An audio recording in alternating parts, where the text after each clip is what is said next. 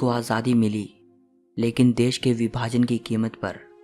उस टाइम पे जब चीज़ें अलग हुई, चीज़ें मतलब बँटवारा हुआ, जब पाकिस्तान और हिंदुस्तान जब अलग-अलग हो गए, तो एक-दूसरे से बहुत मोहब्बत करते थे, एक-दूसरे का आना। अस्सलामुअलैकुम, कैसे हैं आप लोग? उम्मीद है खैरियत से होंगे, अच्छे होंगे, प्यारे होंगे, अपने अपनी फैमिली के साथ होंगे, जैसे भी होंगे। खैर खुश रहें, आबाद रहें, हमें ऐसे ही देखते रहें। यार अब जो हम देखने वाले हैं वो कुछ है, पहले नहीं सॉरी, पहले मैं इनका इंट्रो करवा दूं क्योंकि मैं इनको भूल जाती हूँ। मेरे साथ बैठे हुए हैं तो इनका नाम तो आप जानती होंगे, बिल्ली आंखों वाले, और कपड़े वैसे कुछ पहने हुए हैं। तो क्या नाम है आपका सर? नाम तारुफ तो हम लोगों को कोई ज़रूरत नहीं है बोलने की, जो हमें देख रहे हो हमें जानते हैं, और जो नए देख रहे हैं उनके लिए मैं इमरान। अस्सलाम वालेकुम, कैसे हैं आप सब लोग, ठीक हैं? तो गाइस हम जो अब आपको दिखाने वाले हैं, जब इंडिया और पाकिस्तान का बंटवारा हुआ था, कुछ ऐसी 20 बातें हैं जो ना आप जानते हैं ना हम जानते हैं। अब जो हम आपको दिखाएंगे फिर हम आपको बताते हैं कि वैसे कौन सी बातें हैं। मैं स्टार्ट करती हूँ, मैं स्टार्ट करूँ आपको स्टार्ट करें, कोई बात नहीं, हम दोनों का एक काम है। कहते हैं कि बंटवारा किसी मुल्क की सिर्फ ज़मीन का ही नहीं होता, बंटवारा लोगों की भावनाओं का भी होता है। लकीरें जो सरहदों पर खींची जाती हैं वो लोगों के दिलों पर भी गहरे निशान छोड़ जाती हैं। इस वीडियो में आप भारत के बंटवारे से जुड़ी 20 ऐसी बातें जानोगे जो शायद ही आपको पता हों। नंबर 20। भारत के विभाजन की तारीख घोषित हो जाने के बाद बहुत से मुसलमानों ने ये मांग की कि ताजमहल को तोड़कर पाकिस्तान ले जाया जाना चाहिए और वहाँ फिर से इसे बनाया जाना चाहिए, क्योंकि ताजमहल आखिरकार एक मुसलमान बादशाह ने बनवाया था। ये मांग कोई जोर नहीं पकड़ सकी। नंबर 19। कुछ हिंदू साधु कह रहे थे कि चाहे जो भी हो जाए, सिंधु नदी पाकिस्तान के पास नहीं जानी चाहिए, क्योंकि सिंध के बिना हिंद भला कैसे हो सकता है। भारत की संस्कृति सिंधु, गंगा और सरस्वती नदी के किनारे फली फूली है। नंबर 18। माउंटबेटन दोनों देशों की इंडिपेंडेंस सेरेमनी में शामिल होना चाहते थे, इसीलिए भारत को आज़ादी मिली 15 अगस्त को और पाकिस्तान को आज़ादी मिली 14 अगस्त को। अगर दोनों देश एक ही दिन आज़ाद होते तो माउंटबेटन के लिए दोनों देशों के समारोह में पहुंच पाना मुमकिन नहीं होता, इसीलिए दोनों देश अलग अलग दिन आज़ाद हुए। नंबर 17। पाकिस्तान एक अलग देश बना था। उस वक्त उसके पास अपनी करेंसी नहीं थी। 1948 तक पाकिस्तान ने भारतीय नोटों पर पाकिस्तानी मोहरें लगाकर भारतीय करेंसी का इस्तेमाल किया था। 1948 के बाद पाकिस्तान में पाकिस्तानी रुपीस का इस्तेमाल होना शुरू हो गया था। नंबर 16। जैसे एक परिवार में दो भाइयों का बंटवारा होता है और घर में मौजूद एक एक चीज को बांटा जाता है, भारत पाक बंटवारे के दौरान भी जमीन के साथ साथ बहुत कुछ बांटा गया था। सिक्के, नोट, साइकिल, टेबल, कुर्सियां, टाइपराइटर, लाइब्रेरी में मौजूद किताबें और इनसाइक्लोपीडिया ब्रिटानिका को भी बांटा गया था। कुछ भारत के हिस्से में आया तो कुछ पाकिस्तान के। इन सब चीज़ों के बंटवारे को लेकर काफ़ी बहस और झगड़े हुए। क्योंकि इस्लाम में शराब हराम मानी जाती है, इसीलिए शराब को लेकर बिल्कुल भी बहस नहीं हुई और शराब भारत के हिस्से में आई।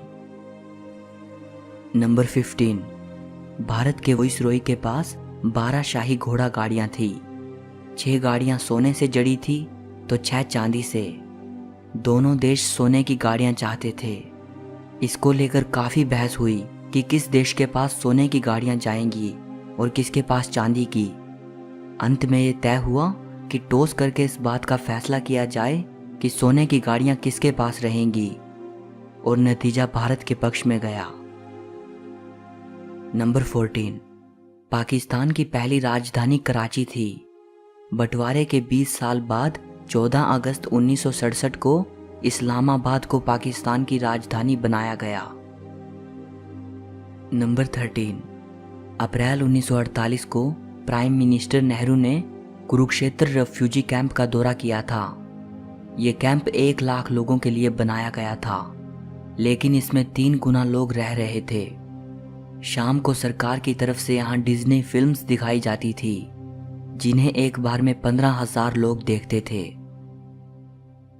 नंबर 12, 14 अगस्त 1947 को जब भारत को आज़ादी मिलने में कुछ ही घंटे शेष बचे थे और देश में हजारों हिंदू सिख मुसलमानों का कत्लेआम हो रहा था, माउंटबेटन के बारे में ये कहा जाता है कि उस वक्त वो अपनी पत्नी एडवीना के साथ अमेरिकन एक्टर बॉब होप की मूवी माई फेवरेट ब्रूनेट देख रहा था। नंबर 11, 20 फरवरी 1947 को ब्रिटिश प्राइम मिनिस्टर क्लेमेंट एटली ने यह घोषणा की कि 3 जून 1948 को भारत से ब्रिटिश रूल खत्म हो जाएगा। 1947 की शुरुआत में देश में हिंदू मुस्लिम दंगे शिखर पर थे। 3 मार्च 1947 को गांधी जी ने कहा कि देश का बंटवारा उनकी लाश पर से होगा। एक तरफ गांधी जी अपनी जिद पर अड़े थे और दूसरी तरफ देश में हो रहे भयानक रक्तपात को देखते हुए सरदार पटेल और पंडित नेहरू ने यह मान लिया था कि अब देश का बंटवारा करना ही पड़ेगा। उधर माउंटबेटन को ये बात अनुभव हो रही थी कि अगर ब्रिटेन को भारत में हो रही हिंसा के कलंक से बचना है तो जल्द से जल्द देश को आज़ाद कर देना चाहिए। यही वजह है कि माउंटबेटन ने आज़ादी की तारीख जून 1948 से खिसकाकर 10 महीने पहले 15 अगस्त 1947 तय कर दी। आखिरकार देश को आज़ादी मिली, लेकिन देश के विभाजन की कीमत पर। नंबर 10, बंबई के गवर्नर जॉन कोलविल ने माउंटबेटन को लिखा कि भारत की आज़ादी के बाद अगर उसे ब्रिटिश फ्लैग फहराने नहीं दिया गया या ऐसा झंडा फहराने नहीं दिया गया जिसमें यूनियन जैक लगा हो तो वो भारत में नहीं रुकेगा। माउंटबेटन खुद इस बारे में सोच रहा था। उसने अपने आप दोनों देशों का झंडा तैयार किया। उसने भारत के लिए स्वराज फ्लैग को लिया और उसके ऊपरी तरफ छोटा सा यूनियन जैक बना दिया, और पाकिस्तान के लिए उसने मुस्लिम लीग का झंडा लिया और उस पर भी यूनियन जैक बना दिया। दोनों झंडे जिन्ना और नेहरू के पास भेजे गए। मोहम्मद अली जिन्ना ने कहा, पाकिस्तान के लिए हम इस झंडे को नहीं अपना सकते क्योंकि चांद के साथ क्रिश्चियन क्रॉस मुसलमानों की भावनाओं के लिए ठीक नहीं है।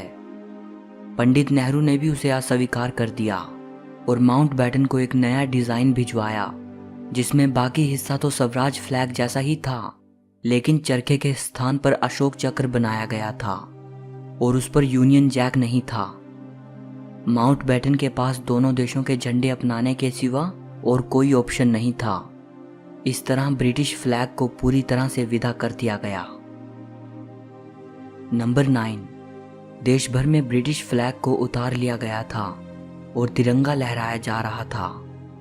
पंडित नेहरू ने माउंटबेटन की इस गुजारिश को मान लिया था कि ब्रिटिश फ्लैग को उतारते वक्त किसी तरह का जश्न नहीं होगा ताकि अंग्रेजों की भावनाओं को ठेस ना लगे। तिरंगा लहराए जाने पर ही समारोह किए गए। नंबर 8, 15 अगस्त 1947 के दिन जब देश आज़ादी का जश्न मना रहा था, तब गांधी जी आज़ादी की रस्म के दौरान हुए किसी भी कार्यक्रम में शामिल नहीं हुए थे। उस दौरान वो कलकत्ता में थे और हिंदू मुस्लिम दंगों को रोकने का प्रयास कर रहे थे। नंबर 7, सिरिल रैडक्लिफ जाने माने ब्रिटिश लॉयर थे। इन्होंने ही भारत पाकिस्तान के बीच सीमा रेखा खींची थी। आपको जानकर हैरानी होगी कि रैडक्लिफ को भारत और पाकिस्तान की बाउंड्री लाइंस सेट करने के लिए बंटवारे से महज कुछ ही हफ्ते पहले भारत बुलाया गया था। इससे पहले ये कभी भारत नहीं आए और ना ही इसके बाद वे कभी भारत लौटे।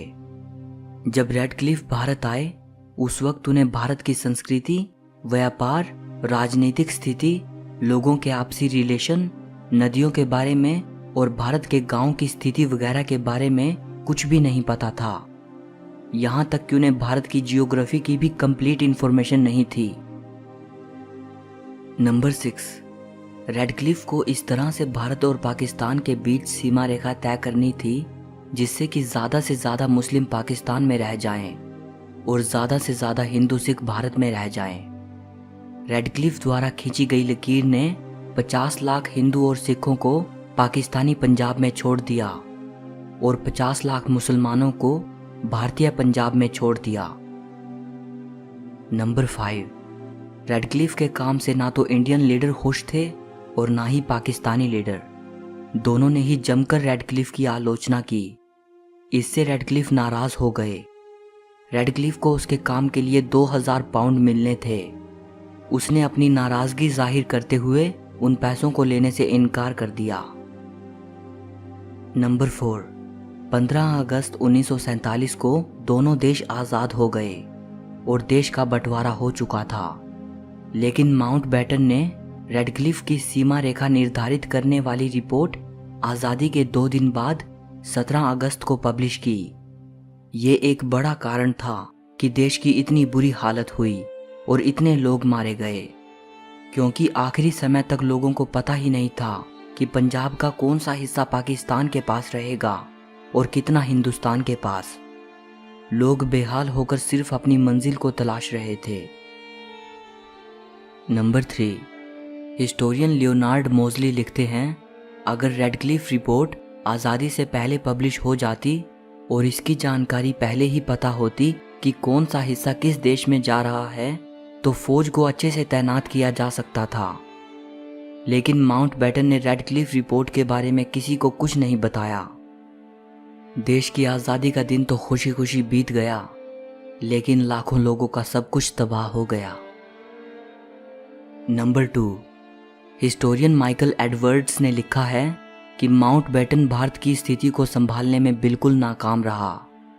जितना टाइम उसने दोनों देशों के झंडे तैयार करने जैसे मसलों पर बर्बाद किया, उतना टाइम देश की असली समस्याओं पर नहीं लगाया।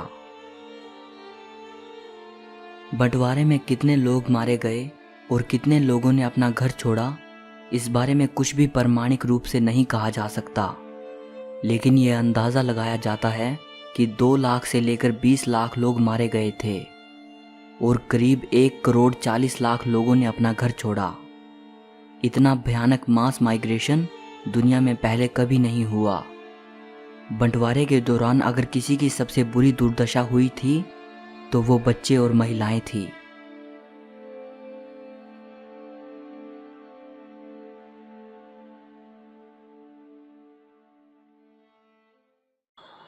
बताओ। तो गाइस, आपको पता चला होगा कि बंटवारे में क्या क्या हुआ। हमने खुद पहली दफ़ा देखा है, तो हमें पता चला है क्या क्या हुआ है। मतलब यार, ऐसी नौबत ही क्या आई जो बंटवारा करना पड़ा। क्या कहते हैं इमरान आप? पहले करो बंटवारा करना सही था इन लोग के लिए कि नहीं? यार, देखा जाए आखिर एक ना एक दिन तो होना था। अब जैसे एक परिवार, एक फैमिली होती है, ज़ाहिर है उसमें जब बच्चों की शादी हो जाती तो वो भी अलग होते हैं। अब ये जो रहा है इन चीज़ों में, तो ये फसाद चल रहे होंगे उस टाइम पे, जहाँ तक मेरी नॉलेज है। गुजारा एक दूसरे का नहीं हो पा रहा होगा और गोरों ने उसका फ़ायदा उठा के भाईजान अलग अलग करा दिए। अब अपना कायदी आज़म थे, वो भी पहले कांग्रेस में थे। हाँ। आई थिंक कांग्रेस में थे, तो कायदी आज़म भी पहले कांग्रेस में थे। फिर वो चले गए, नाराज़ हो के बाहर चले गए। फिर उनको दोबारा मना के लाया गया। लाने के बाद फिर ज़ाहिर है वो एक मम्मी डैडी हमारे कायदी आज़म बहुत पढ़े लिखे वकील और बहुत ही वेल एजुकेटेड इंसान थे। रहे गांधी की, तो गांधी भी बहुत प्यार करता था, वो भी इस चीज़ के हक में नहीं था, जहाँ तक मेरा हाँ, नॉलेज है नहीं कि था। अलग नहीं होना चाहिए। और अलग होने के बाद भी उनके दिल में बहुत सी चीज़ें ऐसी थी कि यार बहुत सी चीज़ें जो कि नहीं वहाँ मिली गई है पाकिस्तान में, तो वो मिलनी चाहिए थी। मिलनी चाहिए। और बहुत से ऐसे कुछ शहर भी थे, जहाँ तक मेरा एक्सपीरियंस है, मैं अपने एक आइडिया से कह रहा हूँ, क्योंकि जहाँ थोड़ी बहुत नॉलेज जानता हूँ, कि कुछ ऐसी जगह थी जो हमारे को चाहिए थी कि हमारे भी वो हिस्से में आनी चाहिए थी। ठीक है, जैसे कि वो कहते ताजमहल के पाकिस्तान के पास टूट के आ जाना चाहिए था। भाई नहीं, ऐसी जो चीज़ें जो एक नक्शे में, एक जो चीज़ें पटवारे में होगी। सबसे हाँ। मुझे अच्छी चीज़ जो लगी कि जो आपने अभी भी देखा होगा, अब तो वो नहीं चल रहा है, कि जब एक बेटा अलग हो जाता है तो उसको घर के हिस्से में से कुछ नहीं दिया जाता, उसको घर से बेदखल किया जाता है। उस टाइम पे जब चीज़ें अलग हुई, चीज़ें मतलब पटवारा हुआ, जब पाकिस्तान और हिंदुस्तान जब अलग अलग हो गए, तो एक दूसरे से बहुत मोहब्बत करते थे, एक दूसरे का आना जाना सब कुछ था। फिर उसके बाद ज़ाहिर है वक्त और दौर बदलता रहता है, चीज़ें बदलती रहती है, ख़यालात बदलते रहते हैं, तो उन चीज़ों में लोग, आपको पता है, नाजायज़ फ़ायदा उठा के बीच में इन लोगों की नाराज़गियाँ रखें कि ये 2 मुल्क आपस में ना मिल पाएँ। हाँ। कोई छोटे छोटे ऐसे, कोई हिंदुस्तान में कोई ऐसा कोई कर जाता था तो पाकिस्तान पे नाम, पाकिस्तान पे आ जाता तो वहाँ नाम। तो दूसरी जो चीज़ मुझे रही, नेहरू भी नेहरू ने भी बहुत दिखाया, रोल दिखाया उन्होंने हाँ। भी, ठीक है। हमारे लियाकत अली खान, ठीक है, कायद आज़म, बहुत से हमारे जो लीडर थे, मतलब बस नामा इकबाल हो गए। मैंने सोचा ही था। सोचा था कि उन्होंने पाकिस्तान अलग, पर यार अब आप क्या कहती हैं, आपके अंदाजे में यार ये जो इतनी चीज़ें बताई गई है कि ये चीज़ें नहीं थी। दूसरी यार एक चीज़ सबसे अच्छी मुझे लगी कि उस टाइम जब अलग हुआ चीज़ें, तो सब चीज़ें इससे से दी गई। तुमने देखा वो टास होने के बाद वो जो सोने की गाड़ी जो थी वो गाड़ी यार वहाँ, मुझे नहीं लगता इसमें टास्क होना चाहिए था। 6 सोने की थी, 6 चांदी की थी। 3-3 करके भी तो रख सकते थे ना, 3 पाकिस्तान को देते, 3 इंडिया को देते। भाई दोनों एक ही मुल्क थे ना, दोनों जिद्दी थे। अगर हाँ। 3 वहाँ रखते तो बोलता भाई मुझे पूरे 6 चाहिए, उसको तीन भी पूरे नहीं, 6 चाहिए। 6 की सीन ही है ना भाई। जब बराबर का हिस्सा आ रहा है तो 3 तुम लोग मतलब रख लेते सोना चांदी, 3 हम लोग सोना चांदी रख लेते। हमारे दिल में ये बात नहीं आती यार हमारे पास चांदी आया है। हमारे बड़ों को जो बहुत, हमारे जो बड़े बुजुर्ग जितने गुजर चुके, तो हम जब अपनी नानी से सुनते थे तो वो हाँ। इन्हीं के दिल में बहुत ही दुख रहता था कि मेरा दुख यार रहता था। पुराना वहाँ रह चुका, मेरा वो लेके थे यहाँ रह चुका। तो ऐसे अलग हो के ना यार बहुत ज्यादा एक दूसरे को ना ठेसे पहुंची है। हाँ। और रही बात है कि अब देखें, अब लेटेस्ट दौर आ गया, हर चीज लेटेस्ट आ गई है। पहले के लोगों में एक दूसरे के साथ प्यार था, आते जाते थे, मिलते जुलते थे। अब वो सब चीजें बदल चुकी है। तो यही है कि अब ये जो चीजें हैं, अब ये चीजों से बस यही है कि वो बंदा उस हिस्ट्री में जाके देख सकते हैं कि यार पहले कैसा दौर था और अब कैसा दौर है। तो हमें और आपको भी चाहिए कि हम और आप एक दूसरे से इस तरह प्यार करते रहें। और रही नाराजगी हम लोगों की, आप लोगों की दूरी हो, सारी चीज़ों से ख़त्म हो। लोग जीने नहीं ना देते। उस टाइम पे हम लोग देखो इंडिया और पाकिस्तान मिक्स रहता था, सब एडजस्ट था, सब कुछ था। जब अलग हुआ तब वो लोग तो यहाँ पे जिंदगी में आग लगा देते हैं। वो तो फिर एक मुल्क में आग लगाई थी, अलग तो होना ही था। गोरों ने बहुत तकलीफ़ें दी है। गोरों ने दोनों, जो एक ही देश था, फिर उसके बाद जब दोनों हो गए तो दोनों को बड़ी तकलीफ़ें गौरव दी। ने अभी आया ना तो मैं तुम्हारा चैनल बंद कर देगा। इतना गौरव को कुछ मत बोलो। नहीं, गोरों को बोल रहा नहीं हूँ। गोरों ने, अब ये देखो ना, गोरों ने 50% टैक्स लगा दिया इंडिया पे, हाँ। क्योंकि वो मोदी ने कुछ चीज़ें नहीं मानी, तो बस उसकी वजह से गोरे टैक्स यार लगा दिए पाकिस्तान को 50%। सपोर्ट भी करते हैं। हाँ, नहीं, हमसे तो बहुत प्यार करते हैं। अब ज़ाहिर है हम लोगों से प्यार क्यों नहीं करेंगे, ज़ाहिर है हमने कर्जे भी देने हैं इनके, और जब ज़ाहिर है कर्जे देने, तो हर बंदा कर्जदार से ज़्यादा प्यार करते कि नहीं किया तो मर जाएगा, मर जाएगा, बीमार हो जाएगा, कहाँ से दे पाएगा। तो इंशाल्लाह नेक्स्ट वीडियो में मिलेंगे। वक्त तक के लिए ख्याल रखना, दुआओं में माही को और इमरान को ज़रूर याद रखना। तो नेक्स्ट वीडियो में, अपना ख्याल, अल्लाह हाफिज़, टेक केयर।